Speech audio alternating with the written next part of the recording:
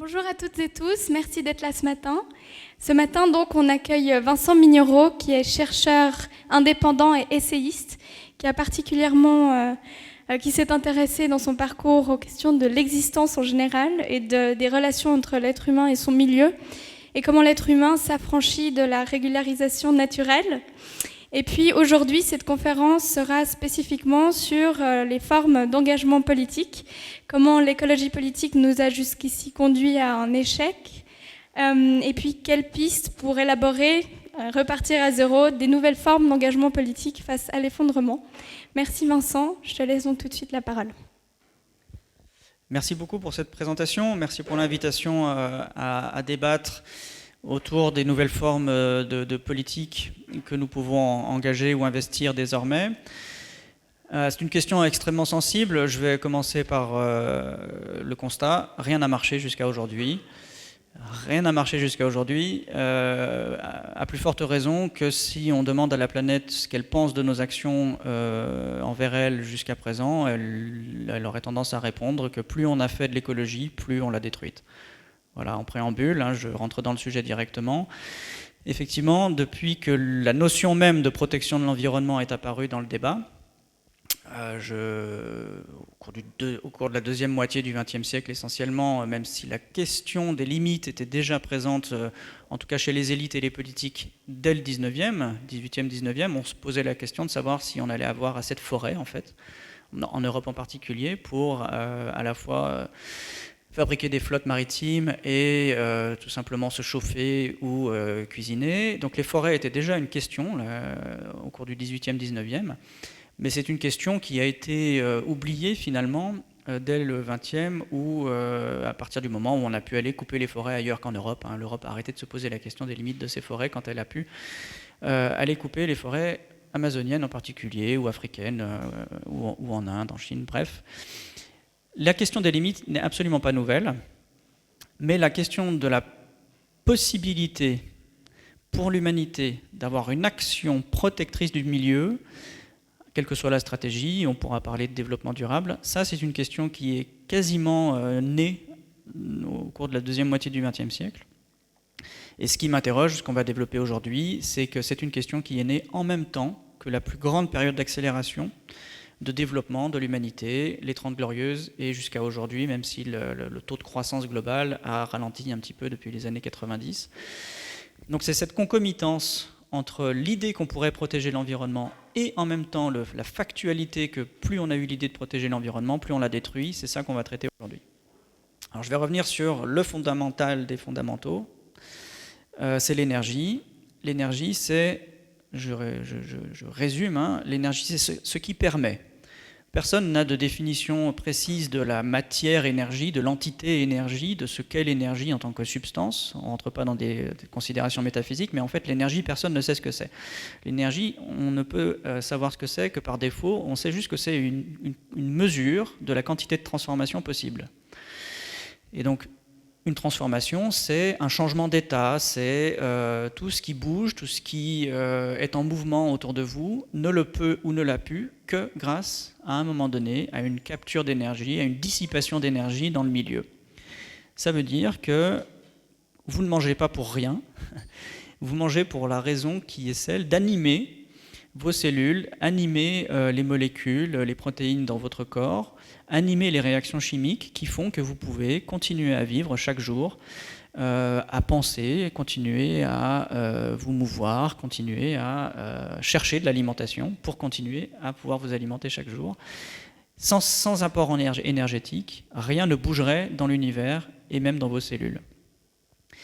Et la capture d'énergie, c'est effectivement la mission première de tous les êtres vivants sur la planète, puisque les êtres vivants sont par définition des êtres animés. Et la dépendance à l'énergie est valable pour la première cellule qui est apparue sur la planète il y a 4 milliards d'années et pour nous. Donc la capture d'énergie, c'est absolument fondamental. Et nous sommes l'espèce qui, depuis qu'elle est apparue sur la planète, je ne vais pas refaire toute l'histoire du développement d'Homo sapiens, mais depuis qu'elle est apparue sur la planète Terre, l'espèce humaine est celle qui est parvenue par évolution, par acquisition de compétences, par changement de sa biologie, par développement de son cerveau, par capacité à utiliser des outils techniques.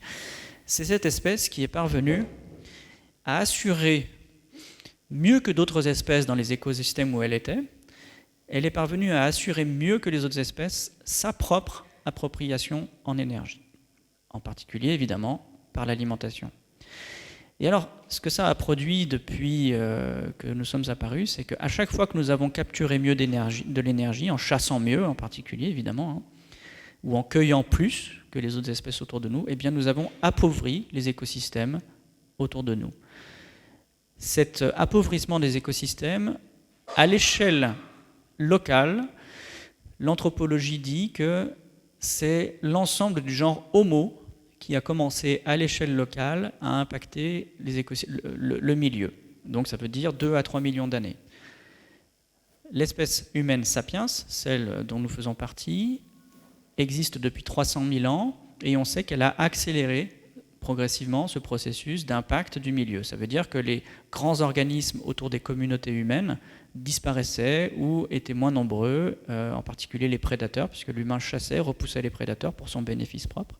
Et donc cet impact local est très très très ancien, beaucoup plus ancien qu'on peut l'imaginer. On a l'imaginaire des chasseurs-cueilleurs qui ont une relation harmonieuse avec leur milieu, mais pour faire court, les chasseurs-cueilleurs d'Amazonie aujourd'hui, bien que nous ayons un imaginaire d'interaction équilibrée, harmonieuse avec le milieu, en fait ce sont les descendants de chasseurs-cueilleurs qui, en passant par la Sibérie et l'Alaska, sont descendus au cours des 20 derniers milliers d'années, sont descendus du nord jusqu'au sud du continent américain, et en passant, ont décimé la faune qui était présente rapidement. Nous, on a l'imaginaire Disney de la complexité et des grands animaux, c'est-à-dire que les girafes, les éléphants, les hippopotames, c'est en Afrique, et on a l'impression que la faune sauvage, c'est uniquement ce qu'il y a en Afrique. Et en fait, avant qu'Homo sapiens descende le continent américain, il y avait 27 espèces d'éléphants sur le continent américain. Ça, on l'a complètement oublié. Il faut déconstruire nos imaginaires, déconstruire, on va dire, je le qualifie comme ça, l'imaginaire Disney. La faune sauvage, c'était quelque chose qui était bien plus riche et bien plus complexe partout ailleurs qu'en Afrique sur la planète, avant que Homo sapiens se développe et se déploie. Il y avait aussi des chameaux sur le continent américain jusqu'à il y a 15 000 ans. Et donc, à l'échelle locale et progressivement à l'échelle planétaire, nous avons impacté les milieux, et une étude toute récente, il y a quelques semaines, là elle est sortie, a montré que les impacts sont devenus globaux, c'est-à-dire l'espèce humaine a commencé à changer la planète Terre dans son ensemble, et en tout cas les sols, depuis 3 à 6 000 ans. Donc on est passé de l'échelle locale à l'échelle globale il y a 3 à 6 000 ans, c'est-à-dire avant la période antique. Et c'était la combinaison du développement de l'agriculture et du déploiement des chasseurs-cueilleurs, c'est-à-dire que les deux, concomitamment et en synergie, je dirais, ont commencé à avoir des effets planétaires sur la dégradation des sols. Et voilà, c'est ça. Ce que nous avons progressivement impacté, c'est la capacité de charge de la planète. La capacité de charge de la planète désigne le nombre d'animaux qu'un territoire donné peut tolérer sans que la ressource végétale ou le sol ne subissent de dégradation irrémédiable. L'humanité est cette espèce qui peut surcharger les milieux en nombre de représentants, d'individus, mais évidemment, à terme, les sols en pâtissent. Pour vous donner un chiffre, on va rentrer dans le politique, je vous rassure.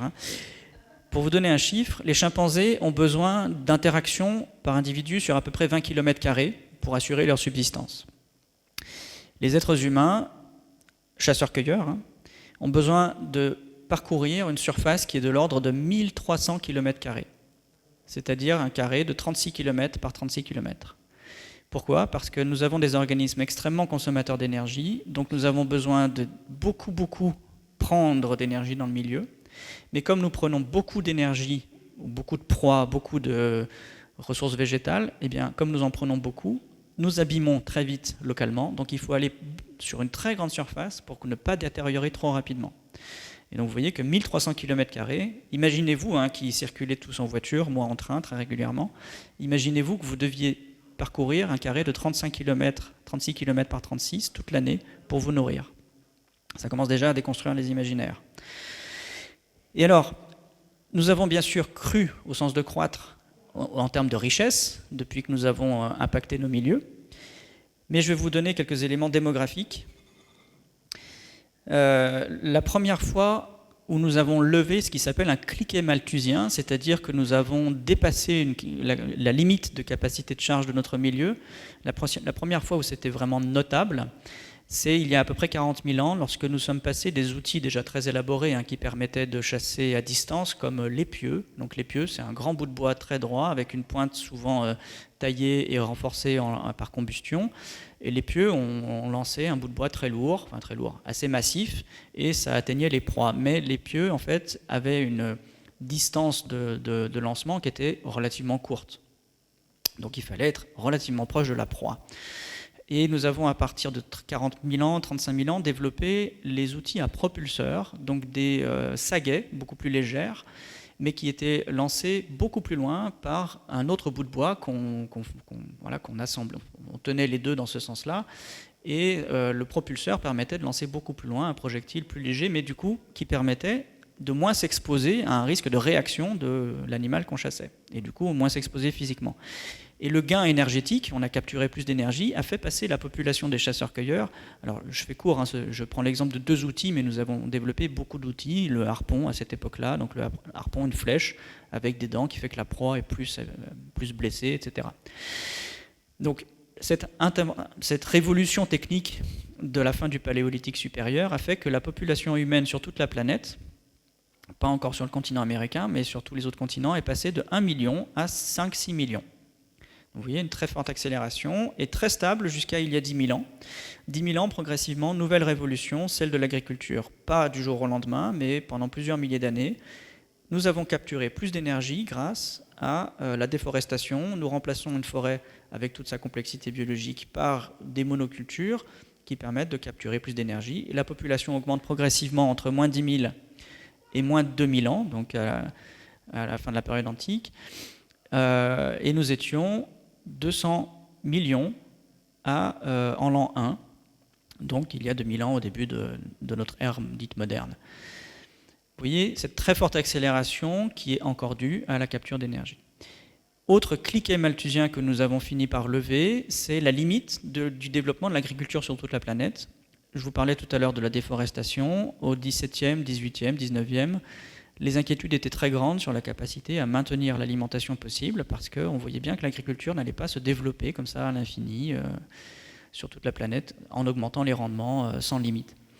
Et donc, le dernier cliquet malthusien qui a été levé, c'est celui qui a pu être levé grâce à la chimie du pétrole au début du XXe siècle, grâce au procédé Haber-Bosch, qui a fait que progressivement, nous sommes passés, 200 millions en l'an 1, 500 millions, vous voyez une accélération relativement rapide au XVIe siècle, 500 millions au XVIe siècle, à peu près 1 milliard au début du XIXe, et aujourd'hui 8 milliards d'êtres humains, grâce au procédé Haber-Bosch qui a permis de craquer l'azote de l'air et de fertiliser les sols et d'augmenter massivement les rendements agricoles à l'échelle mondiale.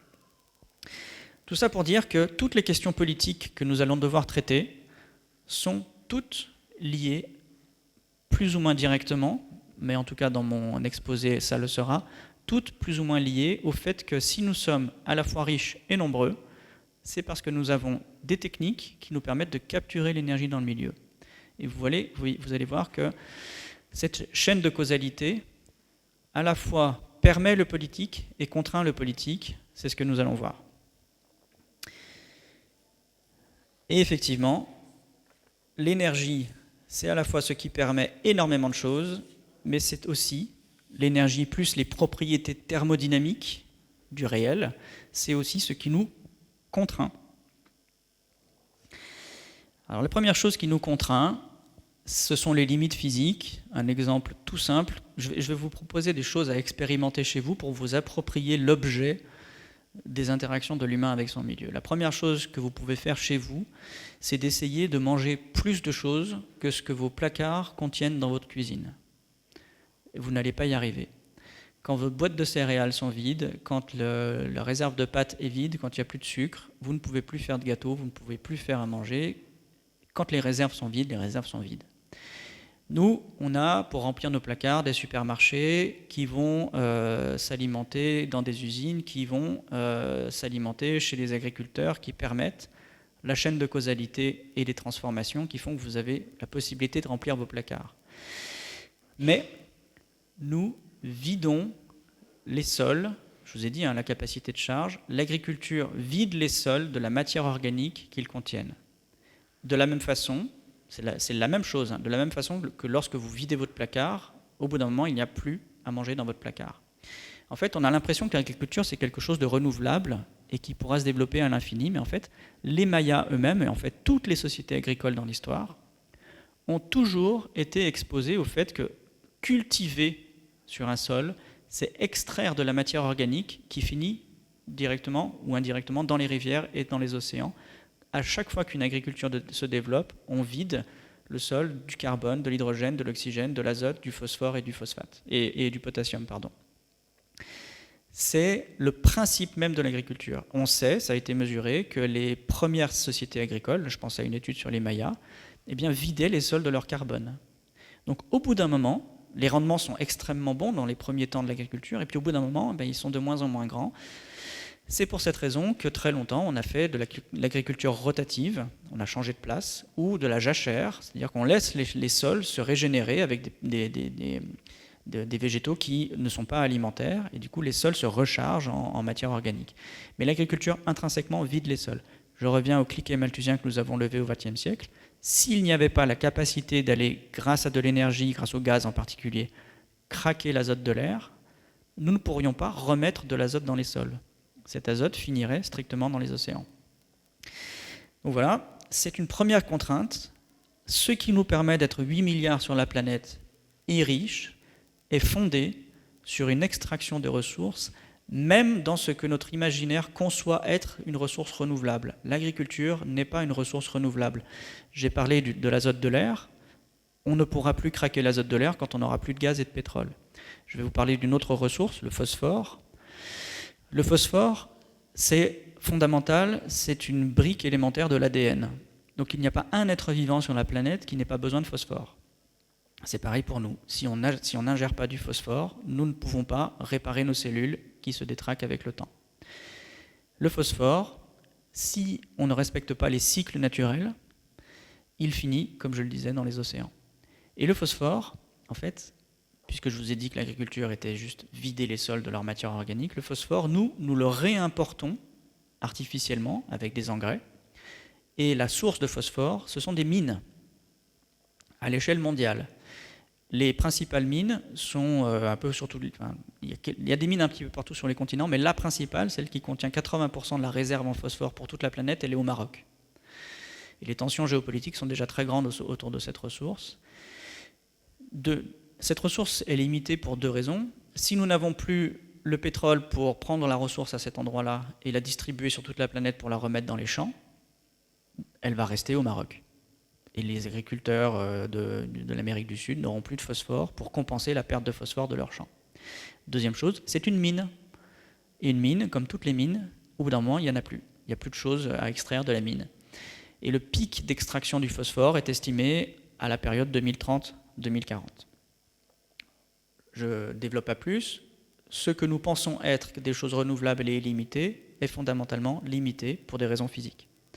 Deuxième chose, vous pouvez faire l'expérience chez vous. Lorsque vous oubliez un gâteau que vous préparez pour l'anniversaire du petit dernier dans le four et qu'il est trop cuit, il est brûlé, eh bien vous ne pouvez absolument pas récupérer les ingrédients que vous avez mis dedans pour refaire un gâteau à la bonne cuisson.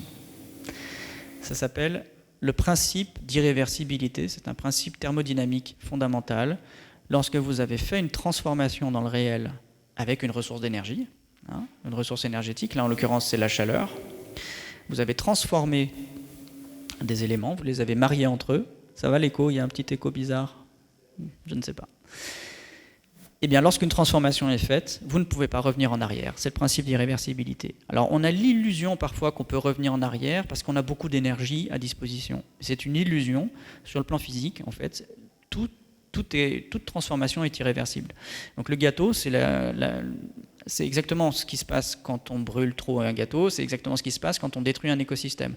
On a l'impression que les forêts se renouvellent quand on replante des forêts derrière ou lorsqu'on les laisse se repousser toutes seules. Mais en fait, les transformations qui ont été faites par nous font que l'état des forêts ou l'état des écosystèmes est dégradé par rapport à leur état précédent. Plus prosaïquement, lorsqu'une espèce est impactée dans sa quantité d'individus ou voire elle disparaît, le processus de dégradation ou le processus de réduction de la biomasse ou de la quantité d'individus est irréversible, sauf sur des temps très longs et surtout sauf dans la mesure où on laisse les écosystèmes tranquilles. Pour aller plus loin, il faut se souvenir que en Tunisie, il y a quelques centaines d'années, en fait, il y avait des escargots de Bourgogne, parce que le climat était radicalement différent. Mais nous avons déforesté. Le climat, surtout le pourtour méditerranéen, a déjà évolué beaucoup depuis que nous avons fabriqué quantité de navires et de maisons depuis 2 ou 3 millénaires. Et cette transformation climatique est strictement irréversible. Parce qu'une fois que les sols sont asséchés, il y a des boucles de rétroaction positive qui font qu'on ne revient pas en arrière. Autre chose, les interactions que nous avons avec notre milieu dispersent quantité d'éléments dont la vie n'a pas besoin. Nous dispersons par exemple du mercure, nous dispersons d'autres métaux lourds, nous dispersons des perturbateurs endocriniens et nous dispersons du CO2 dans l'atmosphère. Alors je vous propose une autre expérience après celle du gâteau, c'est celle de vos vacances, peut-être l'été dernier, cet été. Vous êtes arrivé au bord de la plage, si vous êtes allé à la mer, et vous avez garé votre voiture sur le parking derrière la dune, et vous avez sorti le seau du coffre qui était prévu pour que le petit dernier aille jouer sur la plage, faire des châteaux. Et vous faites l'expérience suivante, vous prenez le sable qui est sur la dune, donc c'est une opération, c'est une transformation. Donc vous dépensez un peu d'énergie, vous remplissez le seau de sable, c'est une première transformation. Et puis l'expérience c'est, vous jetez le seau de sable sur le parking. Et l'expérience, c'est la suivante, vous essayez de récupérer le sable que vous avez dispersé sur le parking. Donc vous allez chercher les grains de sable et vous les remettez dans le seau.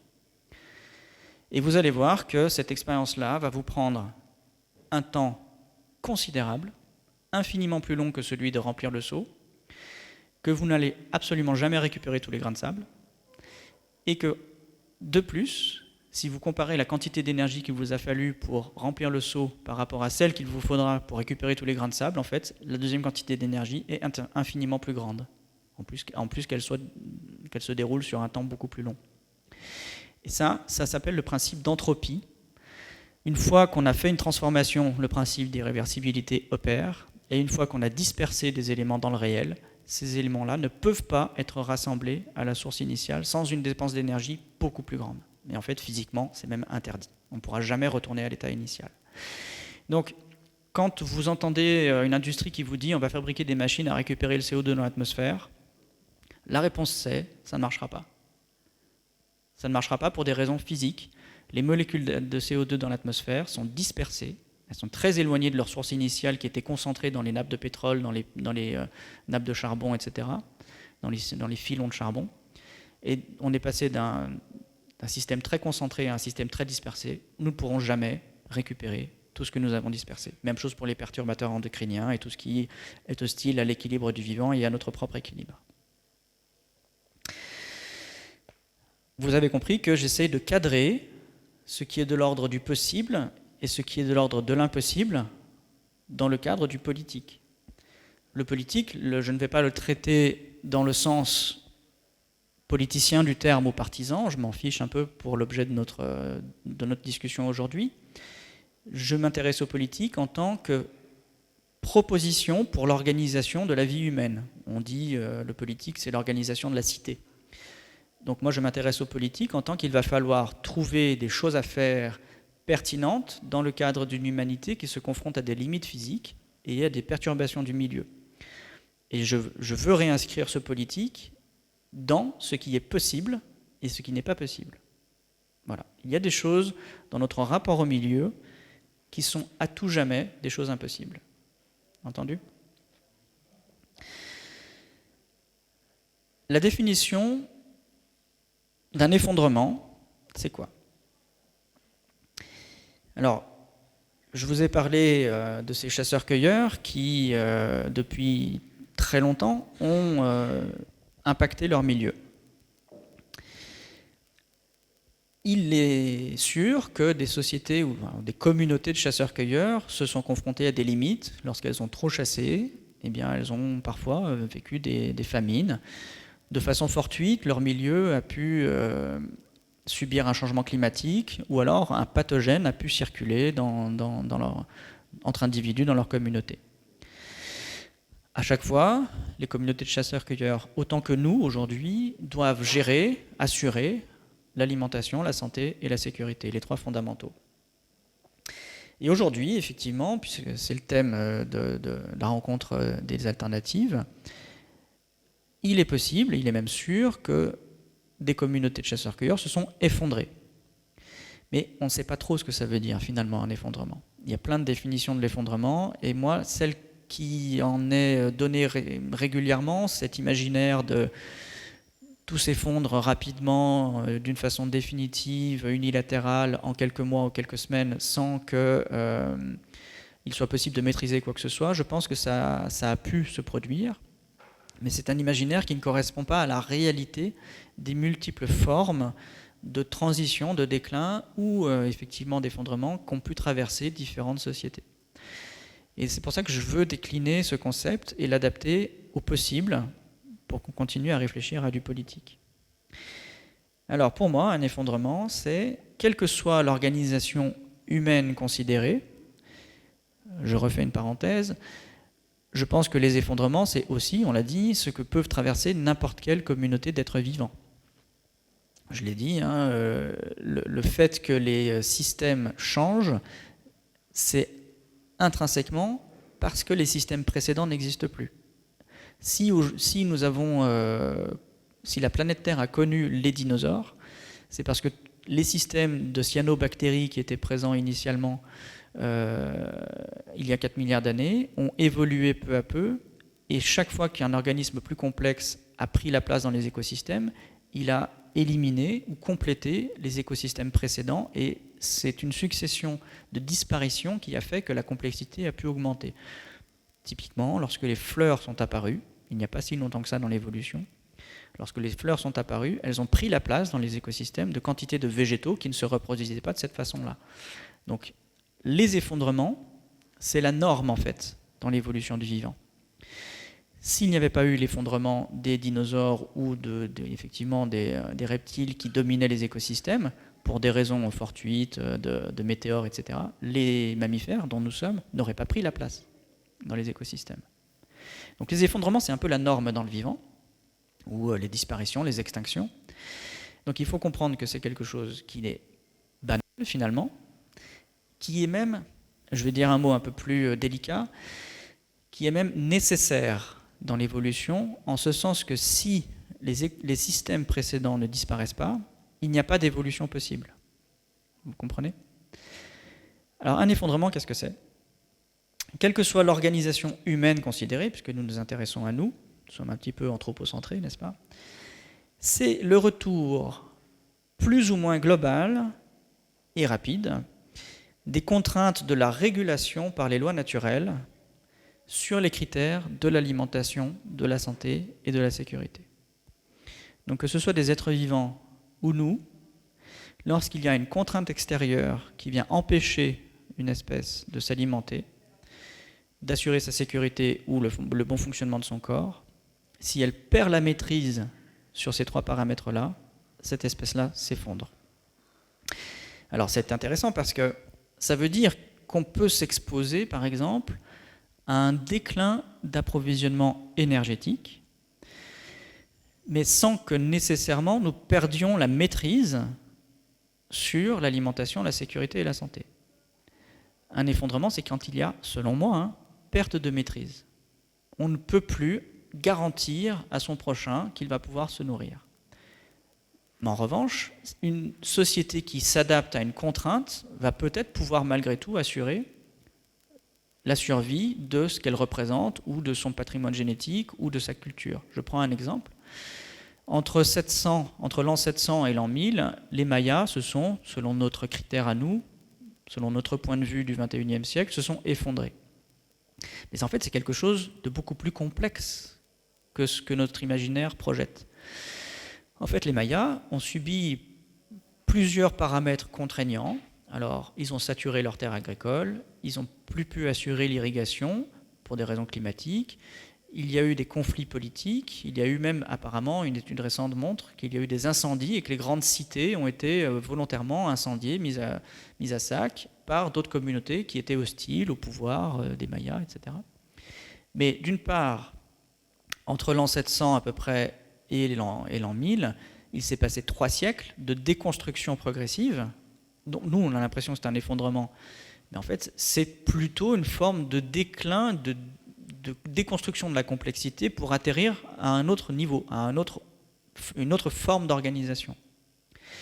Et donc, ce qu'il s'est passé chez les Mayas, c'est que ce qui était inadapté au nouveau milieu, au nouveau contexte, a décliné, a disparu, voire s'est effondré. Les cités mayas se sont effondrées. On ne trouve que des vestiges. Mais les Mayas eux-mêmes, une bonne partie de leur culture, leur langue et leur patrimoine génétique ont été maintenus. Pourquoi ? Parce que par sélection, c'est-à-dire par sélection stratégique, par sélection de techniques, ce qui n'était plus compatible avec le contexte a été éliminé. En revanche, les Mayas sont redevenus agroforestiers. Ils ont réadopté des modes de vie compatibles avec leur milieu. Ce qui fait qu'aujourd'hui, le Mexique est plein de Mayas. Et oui, les Mayas, on les retrouve sur le plan génétique, pour une bonne part culturelle, et on reconnaît même le faciès maya, typique de l'iconographie qu'on peut avoir de cette société, dont on imagine qu'elle s'est complètement effondrée. En fait, c'est une forme, ce sont une partie des propriétés de la société qui se sont effondrées, mais pas l'ensemble de la société. Donc, ce que je dis entre une transition à un déclin et un effondrement, c'est sur quels critères on perd la maîtrise.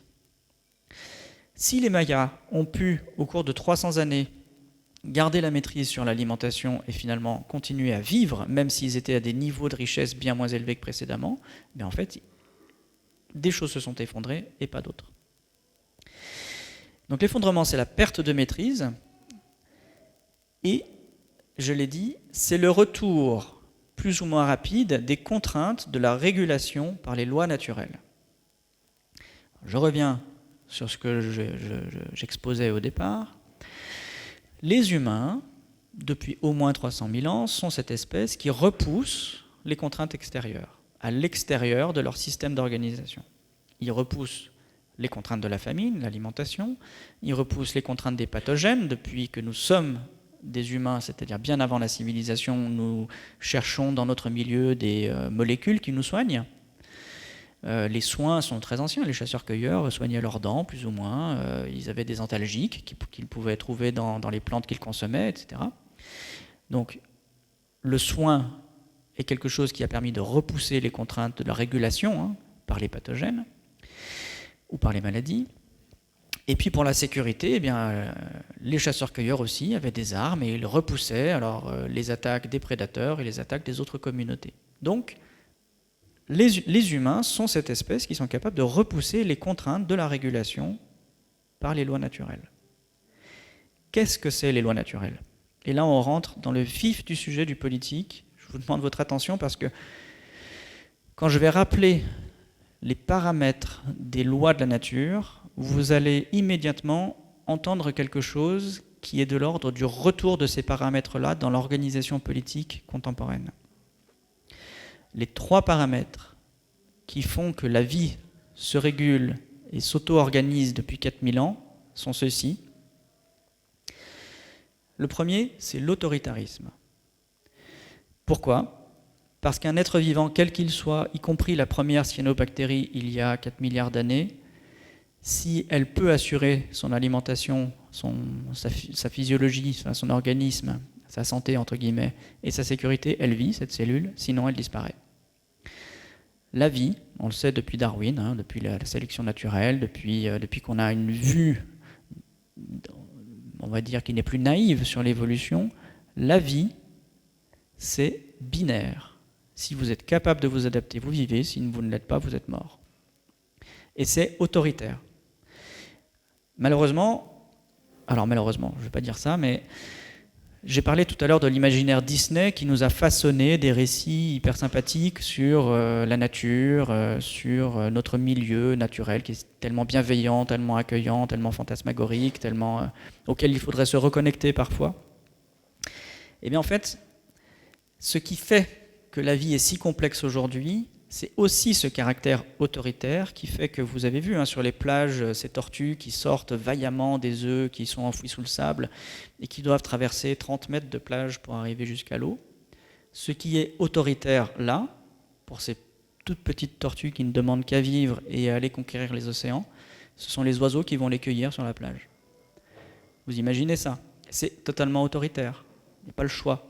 Les oiseaux ont besoin de manger. Eh bien, des êtres absolument magnifiques vont disparaître immédiatement sous prétexte que les oiseaux ont faim. Une magnifique fleur qui pousse dans une prairie avec toute la force de vie qui l'anime et qui lui donne envie de s'épanouir au soleil. J'utilise une métaphore volontairement enjolivée et très anthropocentrée avec du vocabulaire très naturaliste. Donc cette force de vie qui pousse la fleur à s'épanouir, à se dorer au soleil, etc. Eh bien, en fait, le premier ruminant qui passe, il ne va pas se poser de questions, il va juste la manger, en fait. Ce côté autoritaire de la vie est ce qui fait que les organismes ont dû développer des compétences, alors des armes, des dents, des carapaces, des fonctions biologiques qui ont fait que l'autoritarisme a dû être repoussé autant que possible par tous les êtres vivants sur la planète. Nous sommes l'espèce qui le fait le mieux, mais cet autoritarisme est fondamental dans l'organisation du vivant. Toujours. Et quand je dis toujours, j'en arrive au deuxième point, c'est que cet autoritarisme est totalitaire. Il n'y a absolument aucun être vivant sur toute la planète qui soit affranchi de cette contrainte autoritaire. Je reprends le mot. La totalité des êtres vivants sur la planète est soumise à la sélection naturelle. Sauf nous, parce que justement nous avons développé des techniques qui nous rendent plus performants que les autres êtres vivants pour repousser cet autoritarisme. Je vais rappeler ce que serait notre espèce si elle n'avait pas de technique pour repousser l'autoritarisme de la sélection naturelle. C'est une étude qui a quelques années et qui montre à quel endroit nous nous plaçons dans la chaîne alimentaire, c'est-à-dire dans la chaîne de prédation, si nous n'avions pas de technique pour nous alimenter, donc de techniques agricoles en particulier. Donc si le niveau 1, c'est l'entrée de l'énergie dans les écosystèmes, c'est-à-dire la photosynthèse qui est transformée en forme, en organisation par les plantes et en matière organique, ça c'est le niveau 1, l'entrée de l'énergie sur la planète Terre pour alimenter toute la vie. Et le niveau 5,5, je ne sais pas pourquoi c'est 5,5, ce sont les biologistes qui ont défini cette échelle. Le niveau 5,5, ce sont les ultra-prédateurs, les grands prédateurs qui sont tout au bout de la chaîne alimentaire et qui, pour vivre, ne peuvent manger que d'autres prédateurs. Donc ces prédateurs-là sont très loin de l'entrée de l'énergie dans les écosystèmes. Et ce sont les orques et les ours blancs, par exemple. Donc ils sont tout au bout. Et c'est eux les ultra-prédateurs. Simplement, ils sont extrêmement dépendants du fait que l'énergie rentre dans l'écosystème et que les plantes soient mangées par des petits organismes, des insectes, des bactéries, et que tout ça soit mangé par des organismes un peu plus grands qui viennent alimenter des poissons, qui viennent alimenter des mammifères, qui viennent alimenter d'autres organismes plus gros pour que les ultra-prédateurs puissent se nourrir in fine. Alors je vais vous poser la question, à quelle place se trouve l'être humain dans cette chaîne alimentaire entre 1 et 5,5 si l'humain n'a pas d'outils ? Est-ce que quelqu'un a une idée? Bravo, c'est à peu près 2,2 et le curseur peut bouger en fonction du régime alimentaire. Plus on est végétarien, plus on est carnivore, le curseur bouge un petit peu. Mais en fait, on est au milieu à peu près de la chaîne alimentaire, au niveau de l'anchois. D'accord?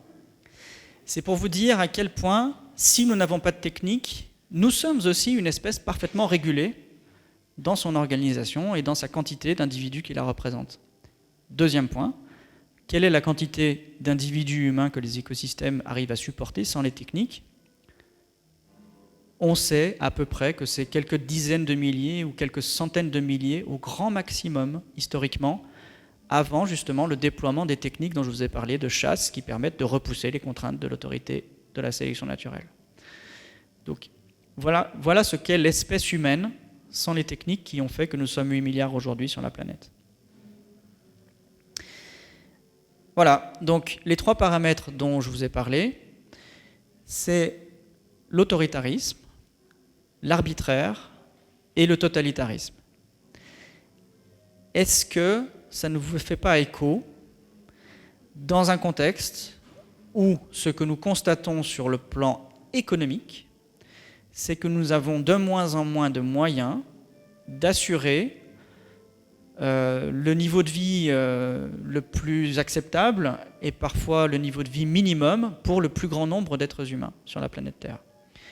À un moment où la contrainte énergétique est cruciale et prépondérante, nous constatons aussi que depuis 3 ans, et c'est inédit depuis plusieurs décennies, le nombre d'humains qui ont faim réaugmente.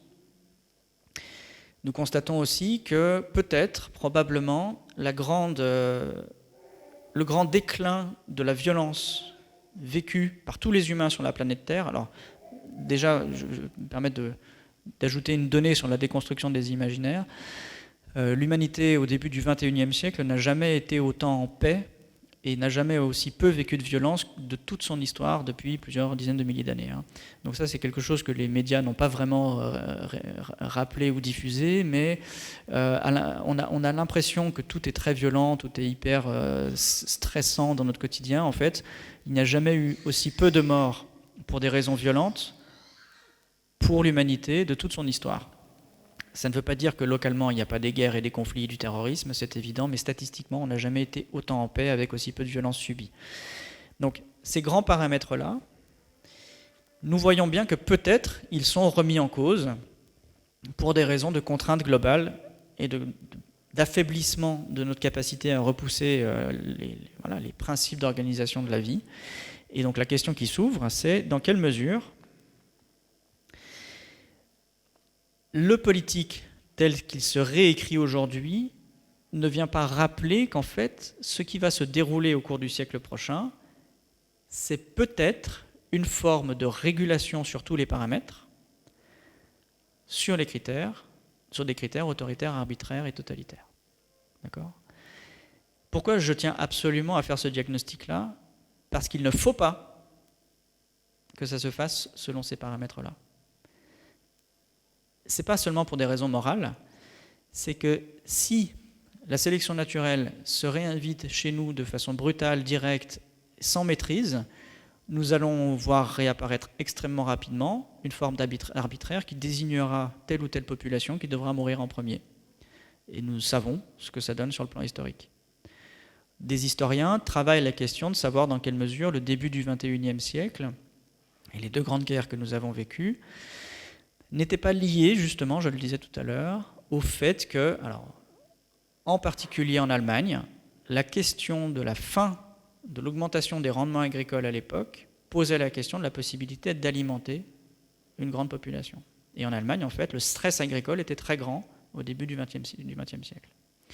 C'est exclusivement grâce au procédé Haber-Bosch que ça a pu être pallié, mais dans l'imaginaire collectif et dans la société, dans ce contexte de contraintes alimentaires, de réduction de l'approvisionnement énergétique, s'est construit un imaginaire double, celui de conquête, l'imaginaire allemand à cette époque, et celui de désignation d'une population qu'il faut arrêter de nourrir ou éliminer en premier pour sauver ceux qui peuvent encore se nourrir. Je sais que ce sujet-là est très touchy, est très délicat. Il faut qu'il soit traité dans le débat pour ne pas qu'il nous survienne dans le réel sans maîtrise et sans anticipation. Alors quelques chiffres justement pour continuer dans la prolongation de l'inscription du politique dans le cadre d'une organisation selon des contraintes nouvelles. Je vais vous poser la question, qui a déjà entendu parler du rapport Meadows ? Assez rassurant.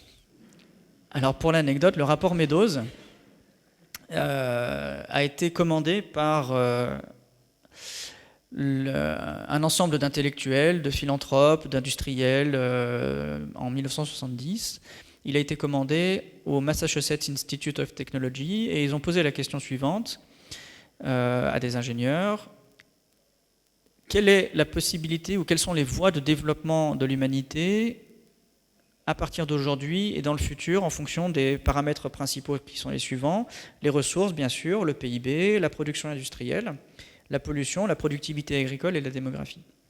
Donc le rapport Meadows, publié en 1972, qui fait encore référence aujourd'hui, c'est un rapport économique, c'est un modèle économique, a fait rentrer des dizaines de paramètres dans un modèle informatique qu'ils ont fait tourner et qui a dessiné des trajectoires statistiques. Et ces trajectoires-là étaient soumises à différentes variations des paramètres en fonction de changements de paradigme politique, en fonction de différentes quantités de ressources accessibles, en fonction de différents choix techniques. Mais une courbe a été conservée, c'est celle qu'on appelle la courbe business as usual, c'est-à-dire que se passe-t-il si on ne change pas le modèle de croissance économique des années 70 ? Et ce modèle-là, qui est encore un modèle de référence pour les économistes aujourd'hui, qui a été vérifié au début du XXIe siècle par Graham Turner, a posteriori, c'est-à-dire qu'on a comparé les courbes avec la réalité entre 1970 et 2008, je crois, et on a constaté que c'était un modèle extrêmement performant a posteriori. Il a bien dessiné la trajectoire de croissance de l'humanité au cours de la deuxième moitié du XXe siècle. Et donc, dans les scénarios business as usual, il est envisagé qu'à partir d'un certain seuil de développement, les sociétés manquent de capital, manquent de puissance économique pour compenser les principaux paramètres que sont la fin des ressources, la pollution et la baisse progressive des rendements agricoles. Et ce climax du développement des sociétés humaines, alors évidemment les sociétés les plus riches, se situerait, selon ce modèle, autour de la décennie 2030-2040.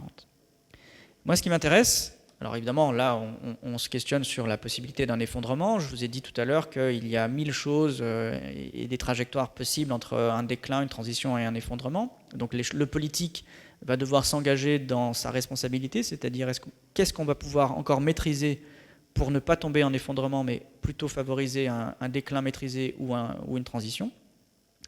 Il n'empêche qu'il y a des paramètres sur lesquels les choses sont verrouillées. Et quand on n'aura plus de phosphore à mettre dans les champs, on aura faim. Les humains auront faim. Donc pour vous donner une mesure de ce que ça veut dire une régulation, je rappelle que dans ce modèle, il n'y avait pas de paramètres climatiques. Donc il faut ajouter aujourd'hui la contrainte climatique. Dans ce modèle-là, à partir de 2030-2040, la démographie chute dans une mesure qui est la suivante. Je rappelle la quantité de morts pendant la guerre 39-45, 50 à 70 millions de morts en 5 ans. Et en fait, le rapport Meadows estime que la chute des rendements agricoles ferait que la régulation annuelle, le déficit net de démographie humaine au global serait de 40 à 150 millions de déficit net chaque année pendant plusieurs décennies, jusqu'à atterrir jusqu'à retrouver en fait ce dont je parlais au départ, c'est-à-dire une capacité de charge compatible avec le développement technique ou les techniques qui resteront pour l'humanité, c'est-à-dire, on le sait, une agriculture fortement impactée dans un milieu très détérioré et chaotique avec un climat très complexe. Donc, le défi, c'est donc aujourd'hui de garder la maîtrise pour minimiser la souffrance, la peine et le chaos. Le chaos, en fait, c'est une des discussions qu'on avait hier avec des militants anarcho-primitivistes, dont je défends l'idéologie d'un retour à une proximité dans la relation au milieu. Simplement, il ne faut pas oublier ce que ça veut dire la proximité avec le milieu. Je l'ai dit tout à l'heure, quand on est réinscrit dans la chaîne alimentaire sans technique élaborée, on est très peu nombreux sur la planète Terre.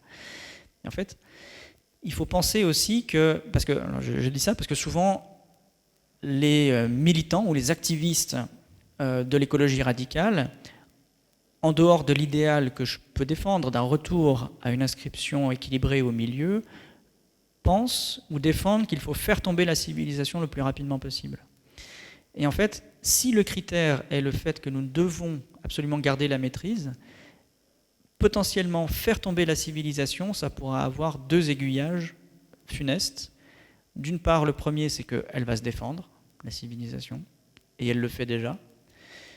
Et elle se défend dramatiquement bien, c'est-à-dire que plus elle se défend, plus elle développe des discours et des récits irrationnels. C'est-à-dire que plus on attaque le capitalisme et la civilisation, en tout cas selon la forme des attaques qu'on a aujourd'hui, plus la civilisation va vous dire, on va faire du transhumanisme, on va aller vivre sur Mars, et on va développer les algorithmes, et on va faire de l'écologie avec de l'intelligence artificielle. Ça, c'est la réponse de la civilisation technique à des attaques, toutes légitimes soient-elles.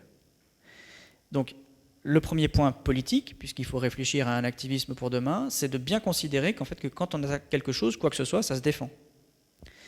Première chose. La deuxième chose, c'est que, imaginons qu'une guerre asymétrique obtienne des résultats et que la civilisation s'effondre, que le capitalisme s'effondre. Eh bien, on a d'autres paramètres à gérer qui sont qu'il y a 8 milliards d'humains sur la planète Terre qui, figurez-vous, n'ont pas envie de mourir. Et c'est légitime. Or, le nombre de calories disponibles dans la biosphère pour alimenter ces 8 milliards d'humains est forcé par la civilisation grâce à ces techniques, grâce au pétrole. Si vous faites tomber du jour au lendemain la capacité technique de l'humanité à alimenter 8 milliards d'humains, le forçage va disparaître, les humains vont continuer à vouloir se nourrir et ils vont le faire en allant directement se servir dans les écosystèmes, évidemment. Les écosystèmes seront directement impactés par des gens qui auront envie tout simplement de manger et c'est absolument légitime. Par ailleurs, la chute de la civilisation, c'est aussi ne plus pouvoir gérer ce qui s'appelle les externalités négatives que notre société a développées. Par exemple, le maintien fonctionnel, ou en tout cas le maintien non toxique ou non polluant des centrales thermonucléaires, des centrales nucléaires, pardon. Malheureusement, il y a une part du fonctionnement de nos sociétés qui a une forte inertie et qui implique que nous allons devoir malheureusement déconstruire en gardant une maîtrise, parce que si nous perdons la maîtrise, ce sera pire encore, y compris pour les écosystèmes. C'est ça le message. Si tout le système de la chimie fondée sur le pétrole s'effondre du jour au lendemain, il y a des milliards de cuves sur la planète, de sites pétroliers qui, s'ils sont abandonnés du jour au lendemain, vont juste déverser tous leurs polluants dans tous les écosystèmes. En fait, nous avons beaucoup joué, nous nous sommes bien amusés dans notre chambre. Si nous quittons la chambre avec le chaos que nous y avons mis comme ça, sans ranger, c'est pire encore pour les écosystèmes. Et c'est malheureux parce que je pourrais, moi, souscrire à l'abandon direct, immédiat et définitif de tout ce qui est toxique dans nos sociétés pour le retour à une vie équilibrée, fondée sur les modèles des communs, avec un minimum de hiérarchie et d'inégalité. C'est ce que je pourrais défendre idéologiquement. Mais je suis un idéologique, on va dire, qui essaye de se confronter à la faisabilité des discours politiques. Et je crains que, à la fois, les attaques du système le renforcent d'une part, et si jamais cela obtient des résultats, est un double bénéfice négatif, ou un double effet négatif, c'est celui de la perturbation du fonctionnement même des sociétés, au point que les gens auraient quand même besoin de se nourrir et deviendraient potentiellement aussi hostiles les uns aux autres, ce qui pourrait augmenter le chaos. Et dans l'ensemble, je ne peux pas, moi, entretenir un discours naïf et trop idéalisant sur l'avenir. J'aimerais rappeler, il me reste 10 petites minutes, c'est ça ? Et après on pourra discuter. J'aimerais rappeler quelque chose que nous avons totalement, mais vraiment totalement oublié dans notre organisation. Et qui est peut-être le déni le plus toxique dans l'organisation pour demain. Nous avons développé un imaginaire de la liberté. Nous avons imaginé que nous étions effectivement affranchis de toutes les contraintes. Et puis nous avons même parfois interprété cet affranchissement des contraintes comme étant le résultat de la sélection naturelle. C'est la version libérale de la théorie darwinienne, très fondée sur l'individualisme et la réussite de l'espèce humaine en tant qu'elle dominerait les autres espèces, ce qui n'est pas du tout mon discours pour le coup. une forme de hiérarchie intrinsèque et naturalisée, parfaitement légitimée par la sélection naturelle. Ça n'est pas mon discours. Mais effectivement, c'est quand même ce dont nous sommes imprégnés, parce que factuellement, ce récit libéral, progressiste, a été vérifié dans les faits pour ceux qui ont dominé. Et oui. Le récit a été confirmé par le fait que la puissance du pétrole et des hydrocarbures a fait que nous sommes extrêmement riches, extrêmement puissants. Nous avons pour chaque citoyen occidental entre 200 et 1000 esclaves énergétiques, équivalents esclaves énergétiques. Nous avons 1000 personnes, pour certains d'entre nous, si vous êtes bien payés, nous avons 1000 personnes qui travaillent pour nous tous les jours. Voilà l'énergie que nous consommons et qui n'est pas aujourd'hui de l'esclavage. Mais en fait, cette corruption du discours de Darwin, de la théorie de la sélection naturelle, est pour moi vraiment une corruption idéologique, parce que ça n'est pas exactement ce que disait Darwin lui-même. Je vais le citer. En 1859, donc, Darwin disait, il y a 150 ans, « Discutons actuellement, un peu plus en détail, la lutte pour l'existence. Tous les êtres organisés ont à soutenir une terrible concurrence. Rien de plus facile que d'admettre la vérité de ce principe, la lutte universelle pour la vie. Rien de plus difficile, je parle d'expérience, que d'avoir toujours ce principe à l'esprit. Or, à moins qu'il n'en soit ainsi, ou bien on verra mal toute l'économie de la nature, ou on se méprendra sur le sens qu'il convient d'attribuer à tous les faits relatifs à la distribution, à la rareté, à l'abondance, à l'extinction et aux variations des êtres organisés. Nous contemplons la nature brillante de beauté et de bonheur et nous remarquons souvent une surabondance d'alimentation. Mais nous ne voyons pas, ou nous oublions que les oiseaux, qui chantent perchés nonchalamment sur une branche, se nourrissent principalement d'insectes ou de graines et que, ce faisant, ils détruisent continuellement des êtres vivants. Nous oublions que des oiseaux carnassiers ou des bêtes de proie sont aux aguets pour détruire des quantités considérables de ces charmants chanteurs et pour dévorer leurs œufs ou leurs petits. Nous ne nous rappelons pas toujours que s'il y a en certains moments surabondance d'alimentation, il n'en est pas de même pendant toutes les saisons de chaque année. Voilà ce que rappelait Darwin très précisément, c'est que s'il y a complexité et organisation, c'est fondamentalement parce qu'il y a auto-effondrement perpétuel et constant de la vie pour sélectionner, sans finalité, sans finalisme, mais de fait, les organismes qui résistent le mieux sont sélectionnés systématiquement. Mais voilà la petite phrase que je tenais à vous rappeler avant que nous passions aux questions. Rien de plus facile que d'admettre la vérité de ce principe, la lutte universelle pour la vie. Jusque-là, ça va. Mais rien de plus difficile, je parle d'expérience, c'est-à-dire que lui-même était contrarié, rien de plus difficile que d'avoir toujours ce principe à l'esprit. Aujourd'hui, le déni de la rivalité est peut-être notre le plus grand risque adaptatif.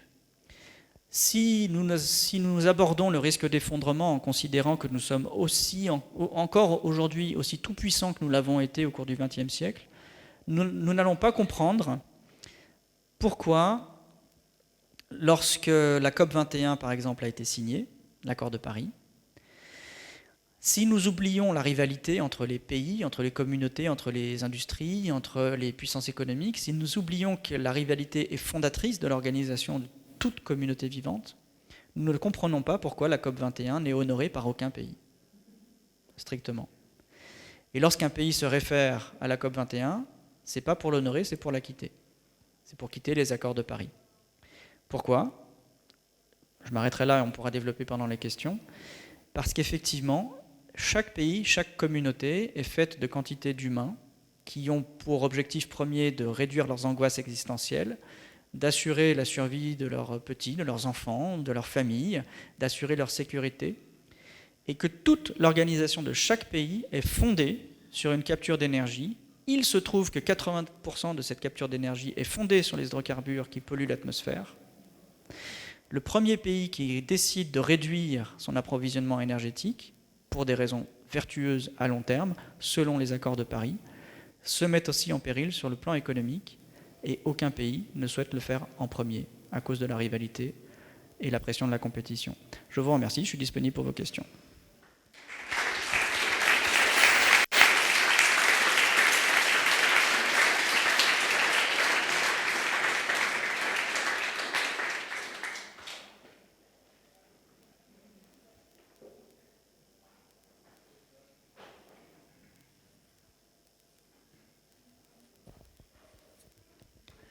Pour les questions, je pense qu'un micro va circuler. Voilà, ce sera plus commode pour tout le monde.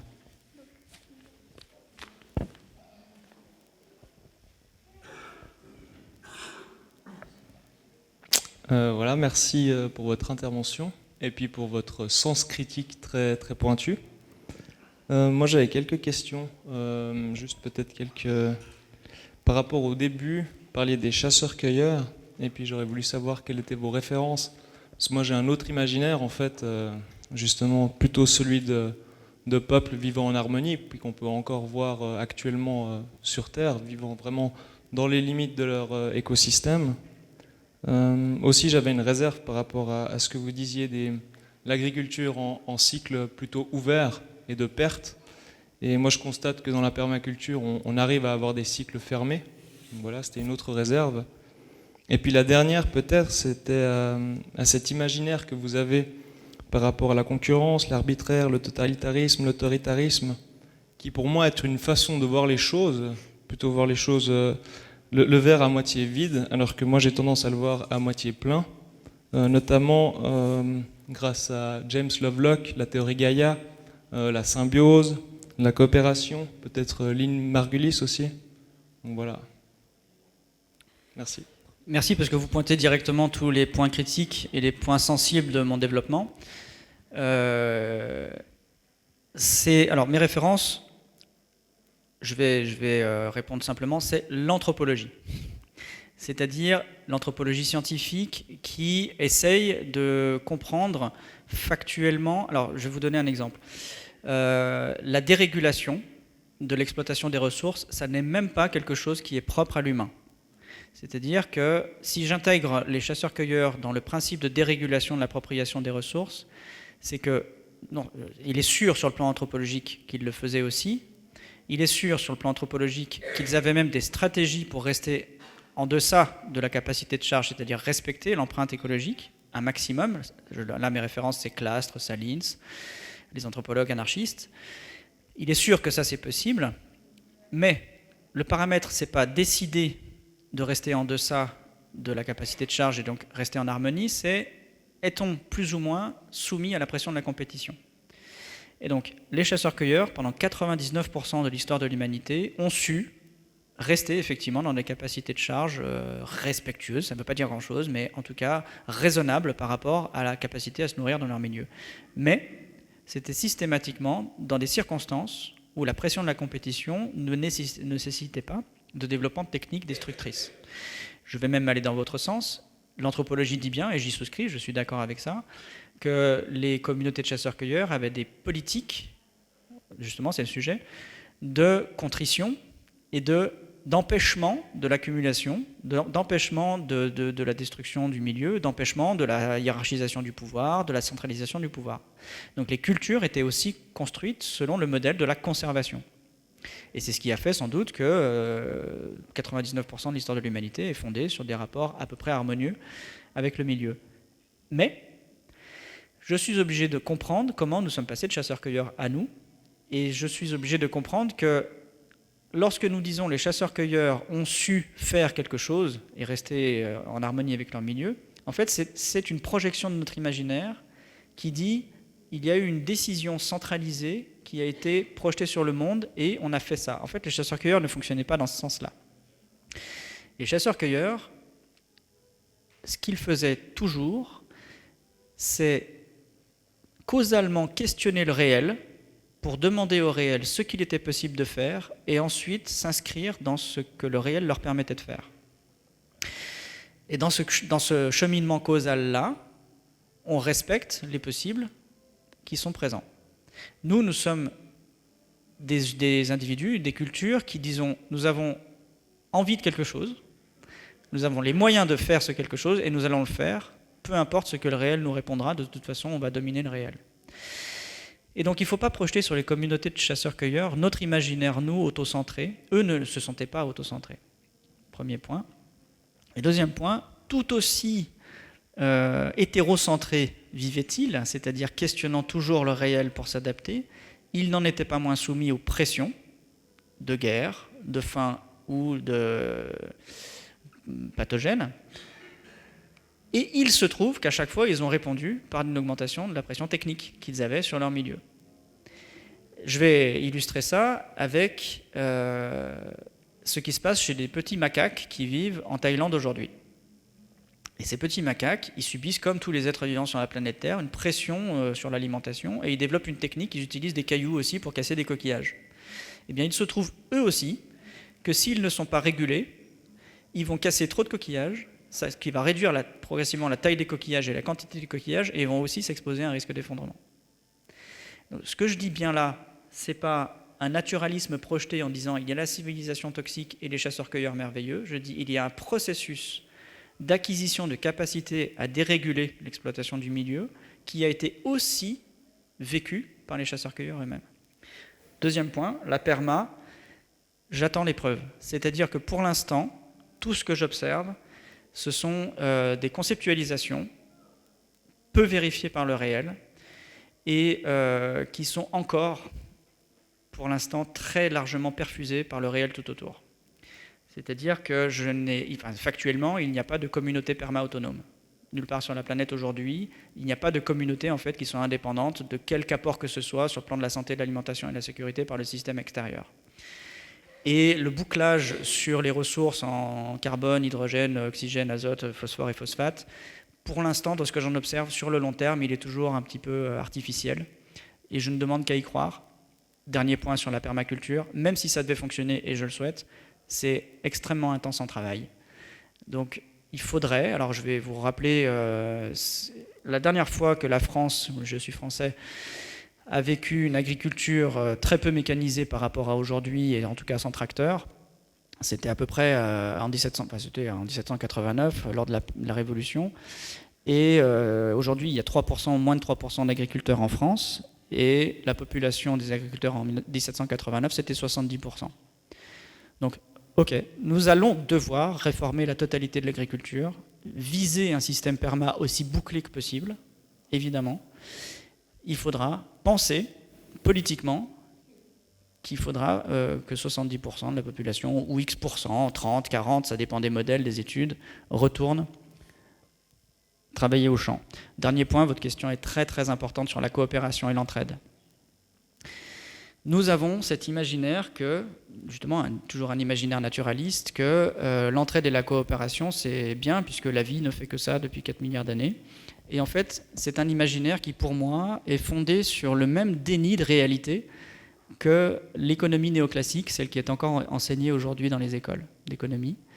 Le déni de réalité, c'est il n'y a pas de contraintes sur les ressources et pas de contraintes sur l'énergie, ce sont des trucs infinis et on n'a pas besoin de comptabiliser ça dans les modèles économiques pour se développer. De toute façon, s'il y a des ajustements à faire, on les fera avec la force de travail ou avec le capital ou avec l'investissement, la spéculation, et les ressources, on n'y compte pas. On ne les compte pas dans les équations. Eh bien, l'entraide telle qu'elle est fantasmée, la coopération, elle ne peut être fantasmée que dans la mesure où on oublie qu'en fait, toute entraide est aussi une capture d'énergie et de ressources. Et lorsque les êtres vivants s'entraident et coopèrent, en fait, ils optimisent ensemble, par exemple les champignons et les plantes, par exemple les petits poissons qui vont manger les ressources sur les peaux des grandes baleines, etc. Toutes les relations de symbiose et de coopération sont des relations de capture d'énergie et de ressources. Ce qui marche très bien dans le vivant, puisque le vivant est sa propre ressource alimentaire une fois que l'énergie est capturée avec la photosynthèse. Et donc, les ressources sont capturées d'autant plus qu'il y a de la coopération. Et du coup, c'est très problématique, parce que si on transpose la coopération dans le vivant, qui est l'optimisation du pompage de ressources, et qu'on dit plus les humains coopèrent et mieux c'est, en fait, factuellement, plus les humains coopèrent, plus ils pompent des ressources dans leur milieu, mais vu qu'ils le font de façon dérégulée, ça détruit le milieu. Et c'est vachement problématique. Il faut défantasmer cette vision de l'entraide la plus grande structure de coopération et d'entraide que l'humanité ait développée de toute l'histoire de l'humanité, c'est le capitalisme. Le capitalisme, depuis qu'il est apparu dans l'histoire, a été stratégiquement des échanges de savoir et de techniques pour optimiser la spéculation sur le réel et l'appropriation des ressources et leur dissipation, leur diffusion dans les systèmes économiques. Donc voilà, l'entraide, c'est très bien, mais une mafia, c'est un système d'entraide hyper performant. Eh oui. Et donc, évitons de projeter des imaginaires moralement prédéfinis avec les travers de notre société occidentale et de notre culture.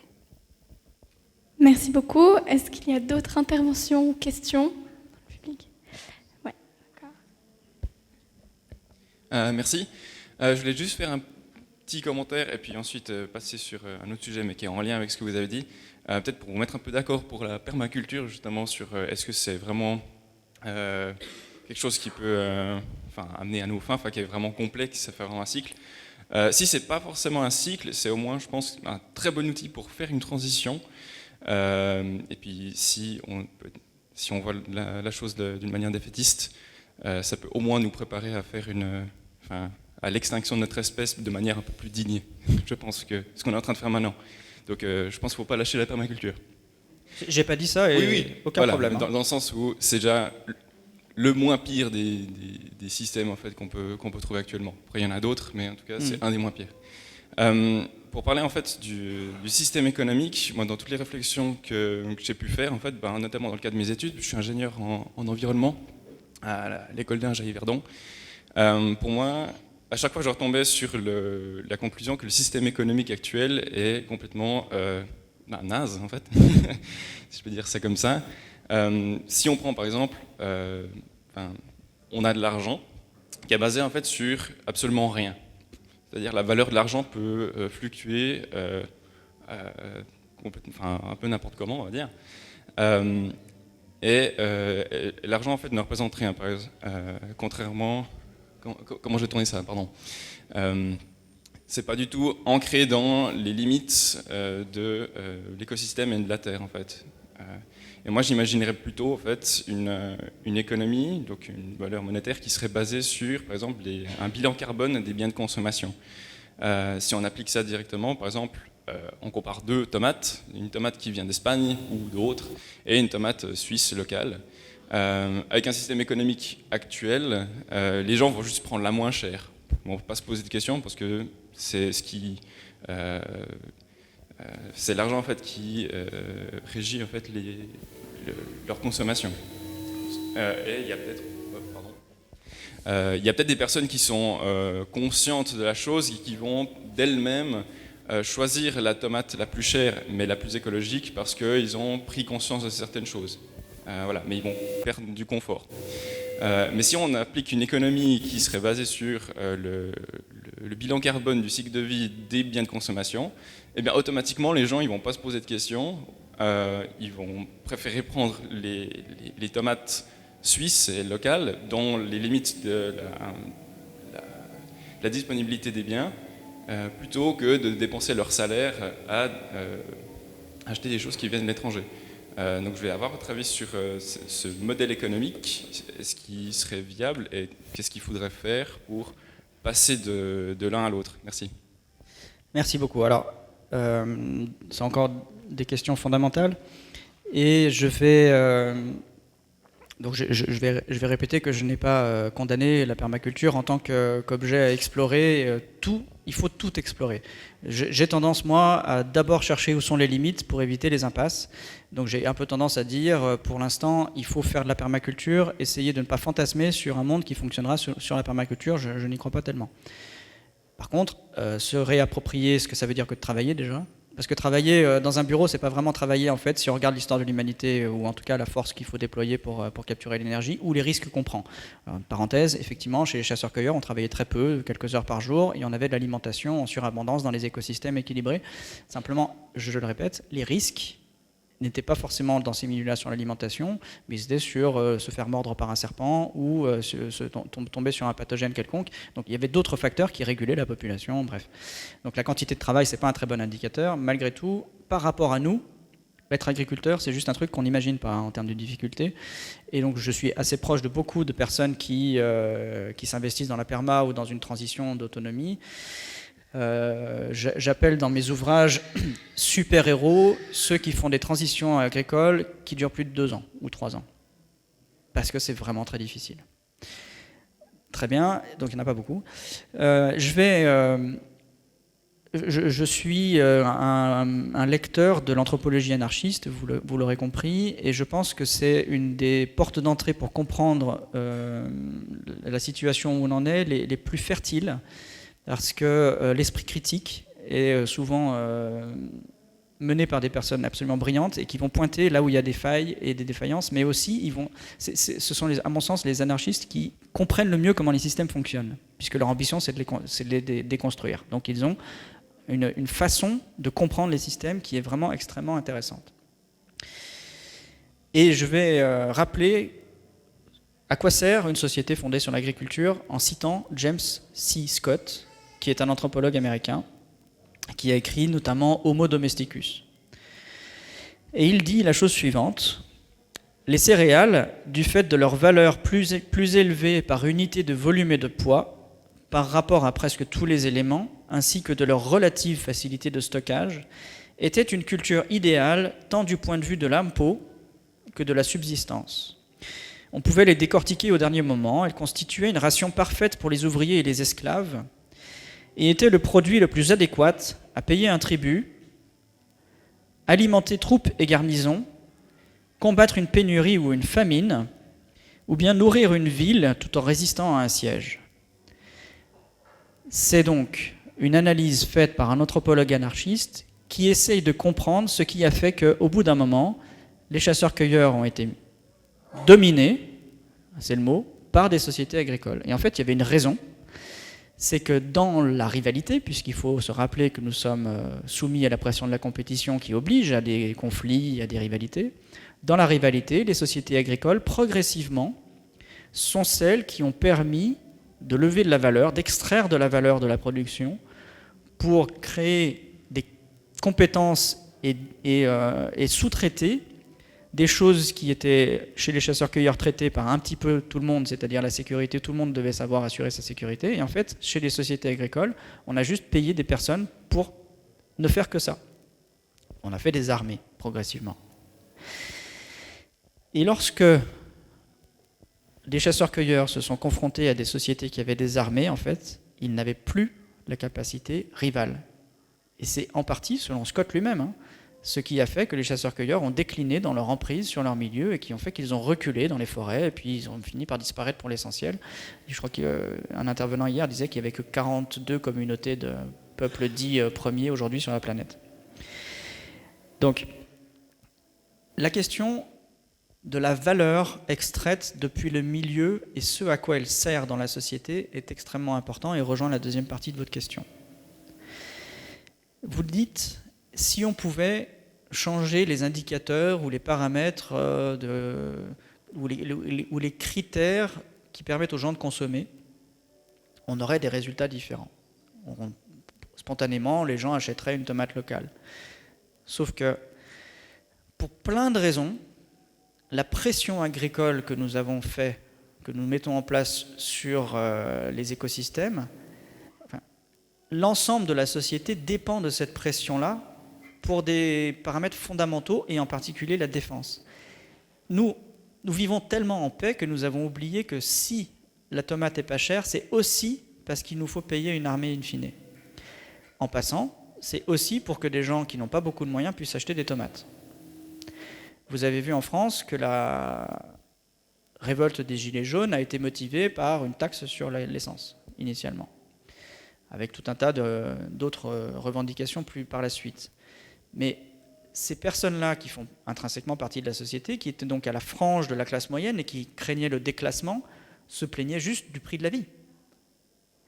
Donc quand vous dites, si on indexait la consommation au bilan carbone, les gens choisiraient spontanément la tomate, non, pour plein de raisons, dont 2. Le fait que la tomate soit pas chère, ça permet à un pays d'assurer sa défense contre d'autres pays qui ont des armées aussi, et ça permet à un pays de rendre possible la tomate pas chère à des gens qui n'ont pas les moyens d'acheter des tomates très chères. autres paramètres.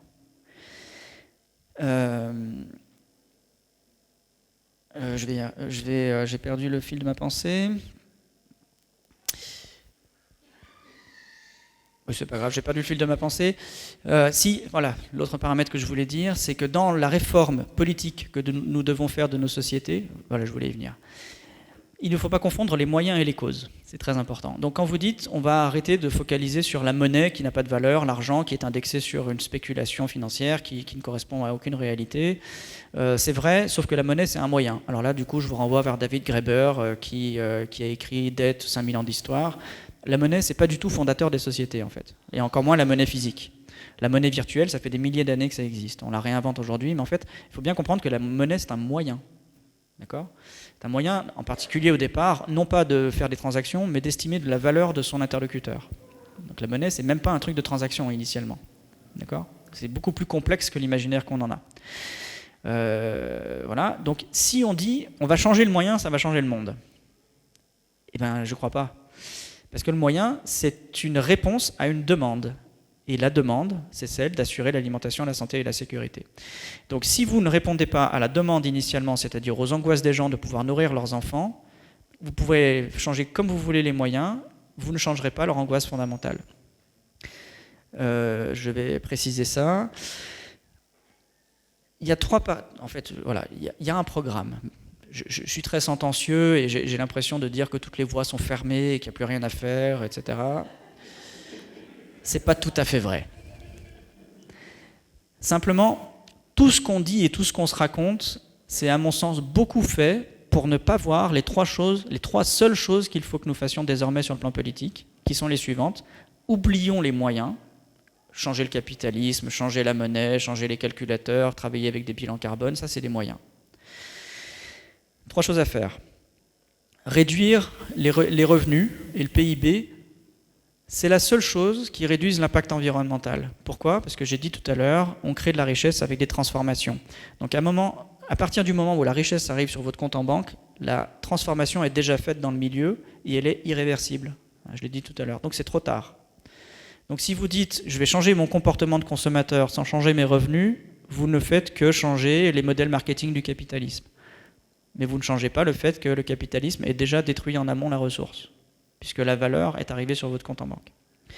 Donc si vous voulez vraiment réduire votre empreinte économique et écologique, du coup, c'est la même chose, vous réduisez vos revenus, ou pour un pays, le PIB, enfin pour l'ensemble de la planète, il faut réduire le PIB. La deuxième chose à faire, puisque je vous ai dit tout à l'heure qu'il fallait absolument lutter contre le chaos, qui risque d'aggraver tous les problèmes. 1 minute et je termine là-dessus. Ouais. Très bien. Et ben, je conclue rapidement. La deuxième chose à faire, puisqu'il faut limiter le chaos, c'est partager les richesses pour réduire les inégalités qui sont intrinsèquement, en tant que telles, les inégalités des facteurs d'effondrement ou des facteurs d'aggravation de l'effondrement. Les inégalités, c'est toxique, même dans le vivant. Ça, il y a des études qui montrent que quand la richesse, ou plutôt quand l'énergie et les ressources sont mal distribuées dans un système, le système est d'autant plus fragile. Et évidemment, on l'a déjà dit, il va falloir s'habituer à ne plus avoir de machines à disposition, les fameuses centaines d'esclaves que nous avons à disposition tous les jours. Donc 3 choses à faire. Si vous voulez vraiment vous engager politiquement dans 2 choses, la protection du milieu et l'anticipation du risque d'effondrement, réduire votre PIB, partager et travailler à la main. Voilà, j'ai pas mieux. Merci.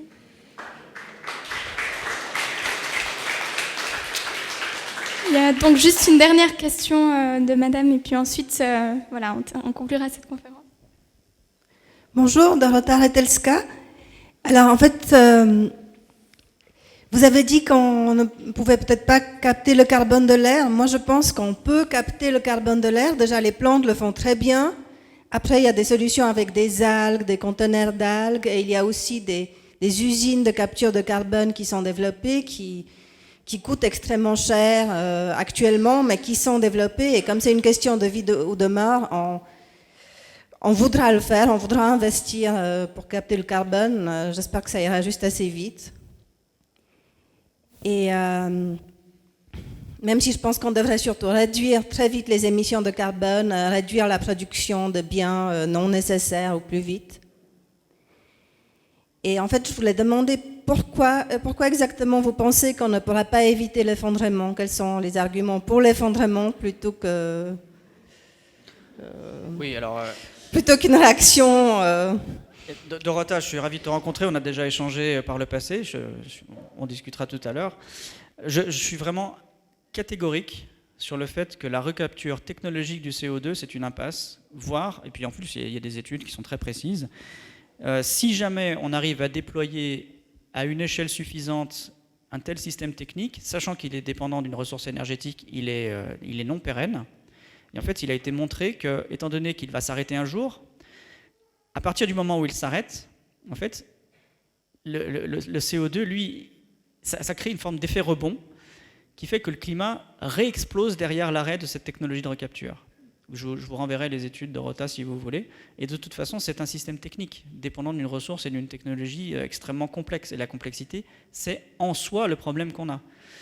Donc si vous voulez recapturer du CO2, plantez des arbres. Il n'y a pas de meilleure solution, sachant qu'il est déjà montré par quantité d'études que même cette solution-là a des limites. Je vais vous donner, je vais vous montrer, je vais vous donner un aspect quantitatif. Vous voyez la ville de Paris, 10 millions d'habitants. Des études ont été faites pour un bilan neutre carbone à l'échelle de 2050. Et donc il y a déjà une grande réduction de la consommation, moins de voitures qui tournent dans Paris, moins de chauffage ou des immeubles plus isolés, etc. Et même dans cette perspective-là, il faut encore recapturer le CO2 qui est émis par les véhicules qui restent dans Paris. Et pour recapturer ce CO2 sur quelques décennies, parce que planter des arbres, en fait, ça marche quand ils poussent, puis quand ils ont arrêté de pousser, ils ne capturent plus rien, eh bien, la surface d'arbres qu'il faut planter autour de Paris pour recapturer une partie du CO2 résiduel qui resterait, c'est l'équivalent de la surface de la Corse. D'accord ? Donc, le rapport du GIEC, le dernier sur l'agriculture, dit lui-même, et le précédent de celui d'octobre sur le réchauffement climatique, dit lui-même qu'il faut replanter des arbres, mais c'est en concurrence directe avec l'agriculture. C'est-à-dire que c'est soit on mange, soit on plante des arbres pour recapturer le CO2. Enfin, il y a une forme de limite, même sur cette solution non technique. Et vraiment, je suis catégorique sur la solution non technique. Et Dorota, quant au risque d'effondrement, je pense qu'il faut une autre conférence, mais vous les connaissez en fait. La conférence d'hier d'Adrien Cousinier se suffit à elle-même. Je vous renvoie vers elle, elle a été filmée. Donc, enfin, voilà, c'est pas un parti pris idéologique. C'est vraiment le fait que l'humanité a dépassé la capacité de charge et qu'à un moment donné, il y a une régulation. Voilà. Merci beaucoup.